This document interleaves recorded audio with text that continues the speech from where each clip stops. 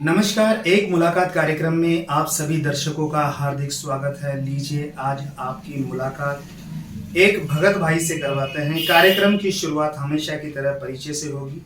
सबसे पहले आप हमारे दर्शकों को अपना परिचय दीजिए। जी, सबसे पहले साय बंदगी सतनाम। मेरा नाम दिनेश शर्मा है, मैं सीकर से हूँ। और मेरे पिताजी 2-3 साल पहले एक्सपायर हो गए। मेरे माताजी है और मेरी 5 बहनें और 3 भाई हैं। 8 भाई बहन है मेरे परिवार में। और मैं मेन सीकर का ही रहने वाला हूँ। हमारी फैमिली वहीं से है। अच्छा दिनेश जी, मैं आपसे ये जानना चाहूँगा, आप पढ़ाई करते हैं या कोई व्यवसाय करते हैं? देखिए ब्रिज जी, अभी तो मैं पढ़ाई भी कर रहा हूँ, साथ साथ में जॉब भी कर रहा हूँ। प्राइवेट हॉस्पिटल में मैं कंप्यूटर ऑपरेटर की जॉब कर रहा हूँ अभी। और पढ़ाई भी कर रहा हूँ, कंपटीशन की तैयारी कर रहा हूँ। आपने पढ़ाई कहाँ तक करी है, कौन से सब्जेक्ट से करी है, ये भी हमारे दर्शकों को आप बताएं। जी बिल्कुल, बहुत ही बढ़िया क्वेश्चन किया आपने। मेरी पढ़ाई BSc से की हुई है। अभी मैं, जैसे आप पहले बता चुका हूँ, मैं जैसे अभी जॉब भी कर रहा हूँ और पढ़ाई BSc के साथ कंपटीशन जैसे पटवारी या फिर रीट वगैरह, टीचर वगैरह की तैयारी कर रहा हूँ। अभी B.Ed वगैरह कर रहा हूँ। अच्छा, मेरा अगला सवाल आपसे यह है कि आप कब से भक्ति मार्ग पे लगे? क्योंकि मैंने आपका जो परिचय कराया है वो इसी नाम से कराया, भगत भाई से। तो अब मैं आगे बात करूंगा कि आपकी भक्ति में रुचि कब से लगी, कब से आप भक्ति करने लगे। हमारे दर्शकों को इसके बारे में ज़रूर बताएं। जी बिल्कुल, ये बहुत ही बढ़िया और बहुत ही अच्छा सवाल किया है आपने। इसके बारे में बहुत बढ़िया तरीके से मैं बताना चाहता हूँ। सबसे पहले मैं जन्म से ही जैसे बता दूँ, आध्यात्मिकता की ओर मेरा रुझान शुरू से ही रहा है। जैसे शुरू से धार्मिक किताबें पढ़ना है। पिताजी मेरे बहुत ही धार्मिक थे। इस वजह से मेरे मेरे को जैसे उनके जो बातें बताते थे धार्मिक, वो सुनने में मिलती थी। भाई ऐसा ऐसा हुआ था, ऐसा ऐसा हुआ था। मतलब तो राम कथा है, भगवत गीता है, रामायण है, महाभारत है, इनके बारे में वो काफ़ी चर्चा करते थे। उनके पास लोग आते भी थे, भगत भाई जो भी थे उनके, तो उनसे वो चर्चा करते थे गीता रामायण महाभारत पे। इस वजह से मेरी भी रुचि उनकी ओर बढ़ती बढ़ती गई। लेकिन मेरे को लगा, जैसे मेरे पिताजी का देहांत 2019 में हुआ था, तो मेरा उस समय थोड़ा सा क्या है कि मैं बहुत दुखी हुआ। तो दुखी होने के बाद क्या है कि आदमी की प्रवृत्ति क्या है कि ईश्वर की ओर चली जाती है। तो मेरा रुझान भी इस ओर चला गया। लेकिन मैंने एक सत्संग सुनते सुनते मोबाइल पे मेरे देख रहा था, तभी एक नितिन साहिब जी का सत्संग आया हुआ था। तभी मैंने सोचा, मेरी जैसे मैं हटाना चाह रहा था लेकिन मेरा मन नहीं कर रहा था इस सत्संग को हटाऊं। तो मैंने सोचा क्यों ना पूरा सुना जाए। तो पहले मेरे को लगा मदन साहिब जी ऐसा बोल बोल के कुछ बता रहे थे। मैंने सोचा मदन साहिब जी, मैंने नाम सुना ही नहीं, मैं कैसे मान लूँ इनको। फिर मेरे को लगा क्यों नहीं उसको सुना जाए, क्या कह रहे हैं क्या नहीं। क्योंकि सुनना सबको चाहिए, मानना उन्हीं को चाहिए जो सत्य हो। तो मैंने सोचा कि सुनने में क्या बुराई है, चलो 2-4 सत्संग सुन लेंगे। तो पहले तो एक सुना, फिर 2 सुना, ऐसे लगन बढ़ती गई। जैसे पहले वीडियो उनके एक था, दो सुने, 4 सुने, 10, ऐसे 20 सुनते सुनते मेरी क्या है कि ये उस तरफ जाने से मेरे को लगा कि बहुत ही गहराई का नॉलेज दे रहे हैं, उनके ऊपर का नॉलेज दे रहे हैं। जैसे सुप्रीम गॉड जिनको बोलते हैं अपन, सुप्रीम गॉड, उनका नॉलेज दे रहे हैं। क्योंकि तीन तीन गुणों की भक्ति में तो सब संसार में बोला पड़ा हुआ है, तो वो उससे भी ऊपर का ज्ञान दे रहे हैं। तो जैसे पहले रामपाल जी का शिष्य था पहले में, तो रामपाल जी से गुरु दीक्षा ली हुई थी।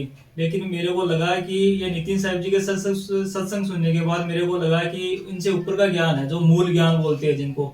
एक तो वो होता है पवित्र ज्ञान, एक होता है मूल ज्ञान। जो आत्मा और परमात्मा का ही केवल ज्ञान होता है, वो होता है मूल ज्ञान। जो इनके नीचे का ज्ञान है वो पवित्र ज्ञान में आ जाता है। तो मैंने मूल ज्ञान की ओर जाना चाहा। तो मैंने सोचा ये तो अथाह समुद्र सा मिल गया, मेरे को मन को शांति और सुकून मिला। मेरे को एक रास्ता सा दिखा कि इसमें जाने से आदमी का आत्म कल्याण होगा, लास्ट में इन्हीं पे आएगा। तभी ही यही एक मार्ग है जो आत्म कल्याण का मार्ग है, अदरवाइज कोई मार्ग नहीं है।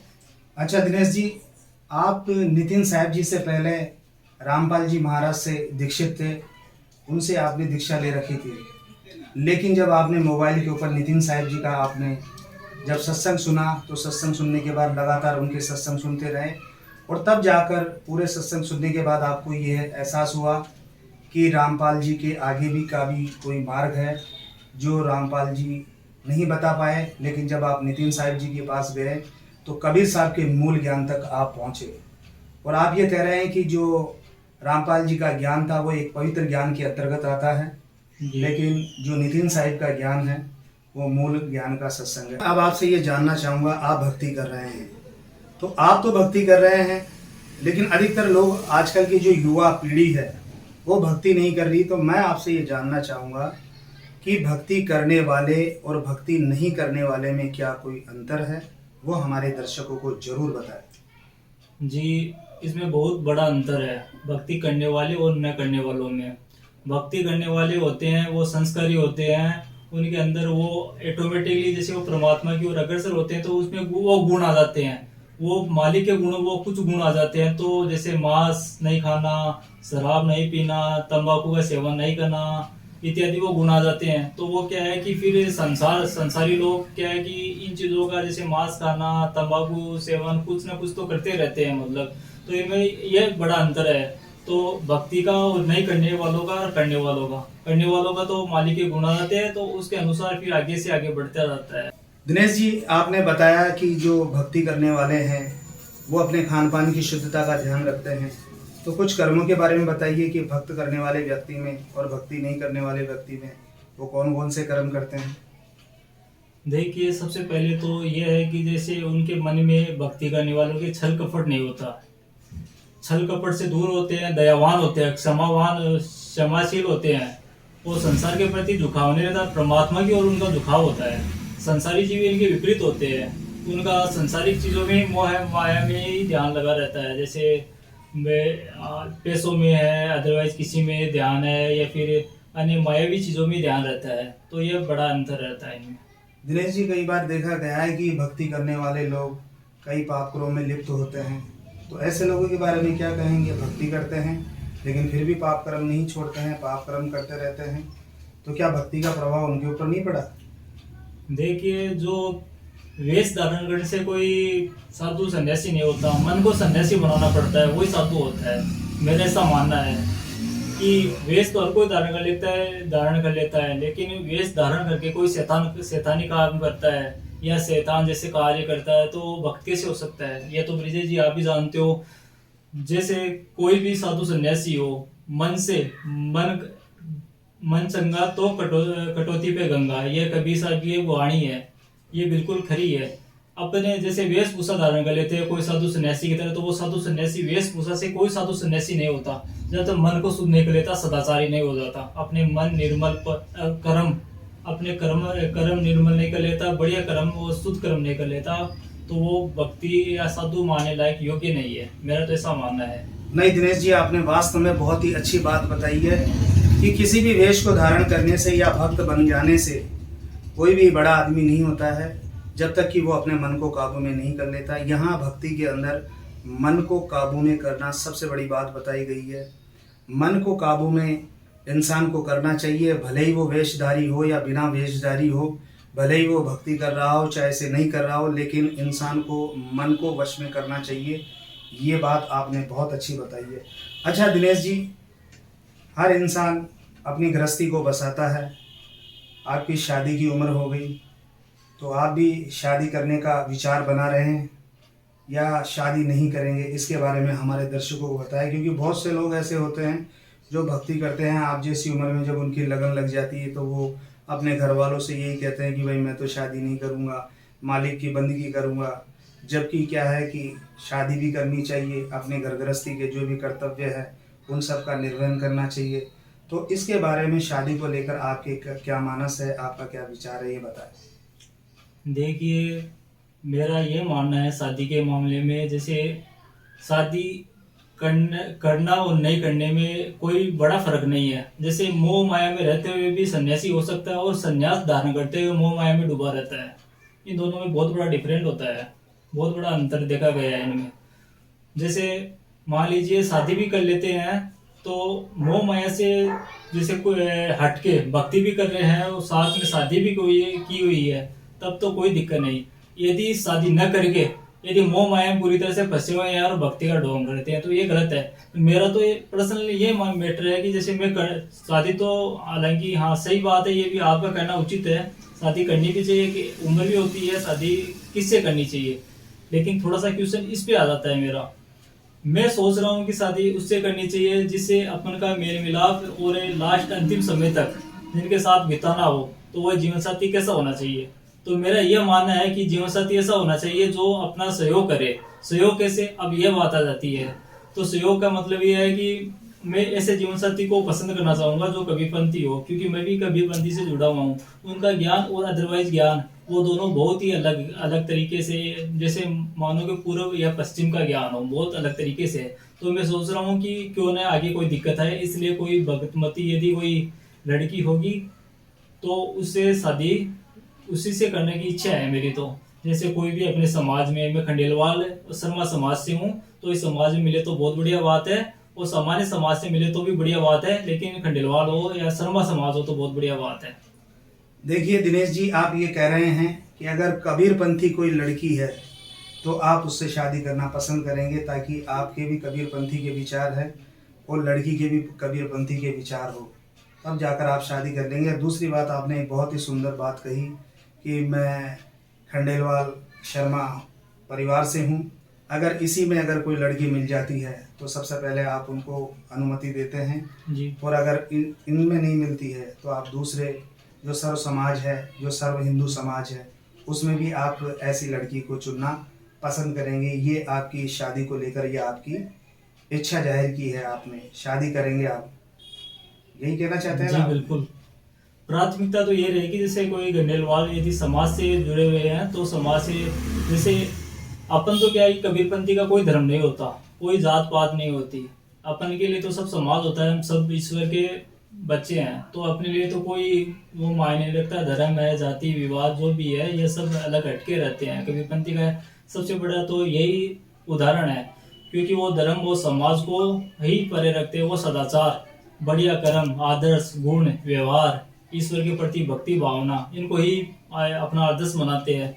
तो मेरी भी इच्छा यही है, लेकिन कई बार क्या होता है कि जैसे परिवार को मनाने या फिर अपने मिलन में थोड़ा सा अंतर हो जाता है। परिवार वाले कुछ चाहते हैं, अपन कुछ चाहते हैं, वो हो नहीं पाता है। समाज में भी कुछ ऐसा मतभेद हो जाता है, तो ऐसा मतभेद ना हो, इसलिए इसलिए मैं ये कहना चाहूँगा, खंडेलवाल यदि शर्मा परिवार से हो तो बहुत ही ज़्यादा बढ़िया रहेगा अब मेरे लिए या उनके नहीं लिए तो भी। सब हिंदू समाज से तो आप शादी करेंगे ही। हाँ। अच्छा, मैं एक बात आपसे और जानना चाहूँगा, जितने भी सर्व हिंदू समाज के लोग हैं सब देवी देवताओं को पूजते हैं, फिर कबीर साहब की भक्ति में और देवी देवताओं की भक्ति में क्या अंतर है, वो अंतर भी जरा हमें बता दीजिए।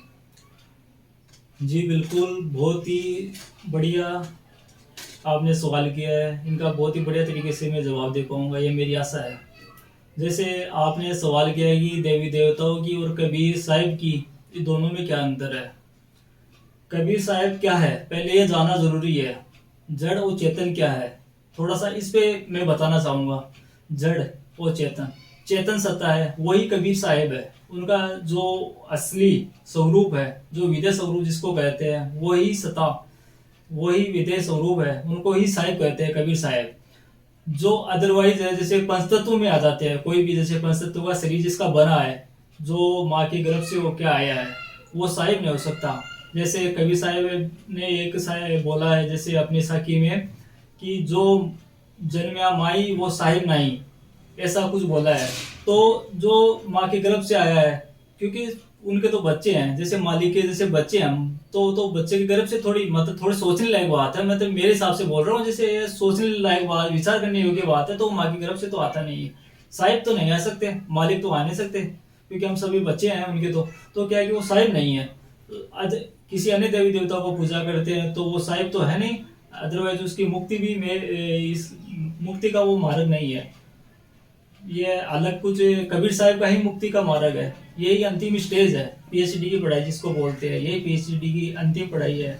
ये पास करके ही आदमी जीवन और मरण से ही मुक्त हो सकता है, इसके अलावा कोई रास्ता इस दुनिया में नहीं है। आप किसी देवी देवता को ले लो, क्योंकि यह शरीर बना है तो एक दिन जाना निश्चित है।